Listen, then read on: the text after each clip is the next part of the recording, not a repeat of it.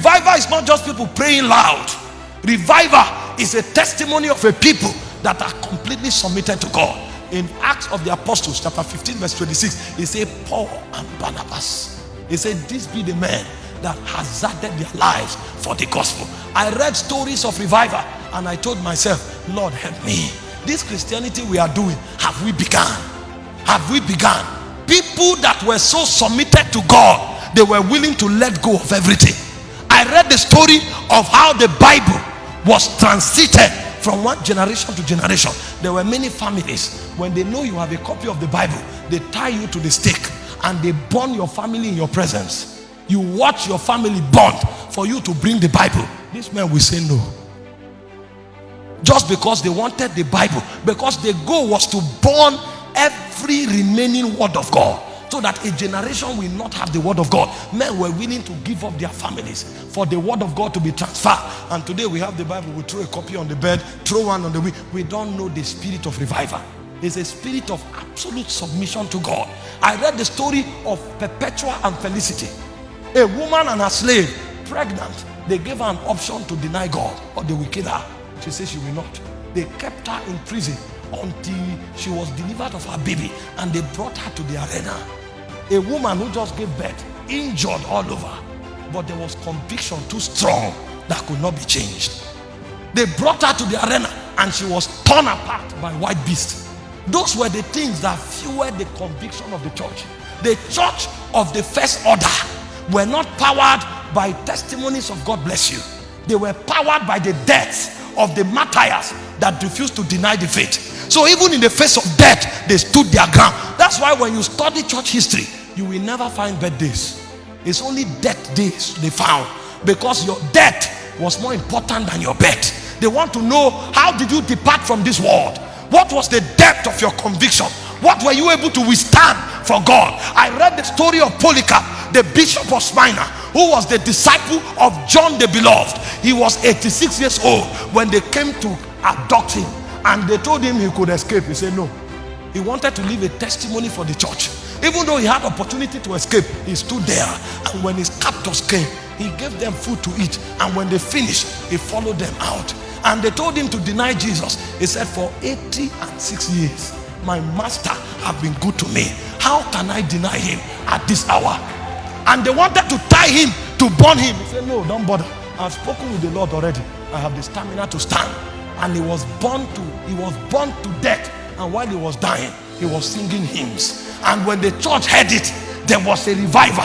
The second message of revival is the message of martyrdom, that a generation will be baptized with the spirit of death, and even in the face of death, they will not bow. They will stand their ground, and their conviction will become a testimony in the spirit.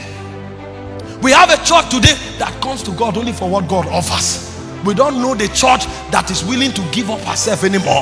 It's a time will fail me to speak of Gideon, to speak of Barak, to speak of Samuel and the prophet who through faith subdued kingdom. They wrought righteousness. They obtained promises. It said weak men were made valiant in battle.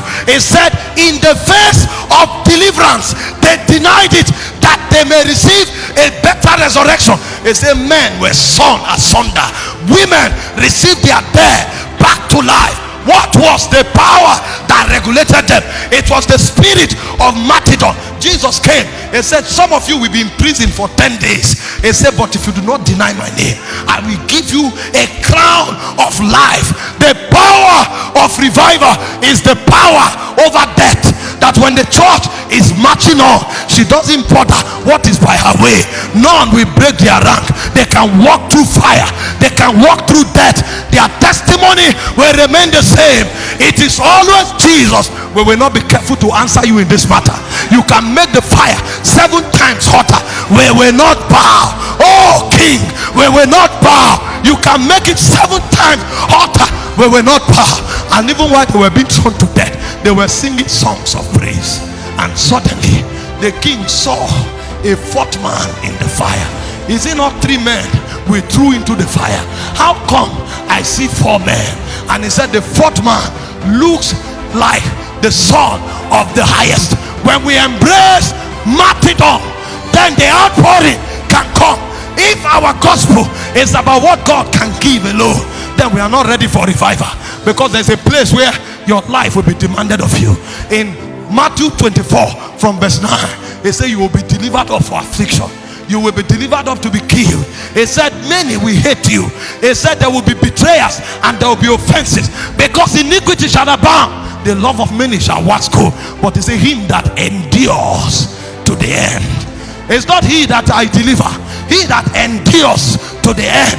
There is a place where our testimony becomes the texture of our endurance. What can you stand for Jesus? What can you survive for Jesus? When we preach revival, we preach the verdicts of death, that a generation must rise that can endure fire for Jesus. A generation must rise that can endure death for Jesus. A generation must rise that can endure hatred for Jesus. For me to perish, I will perish, if that is what it takes. Revival comes on the shoulders of martyrs. How many things can we give up? How many things can we endure? Church is not only a place of excitement, it's a ground where we learn how to die, because the Lord, he killeth and he maketh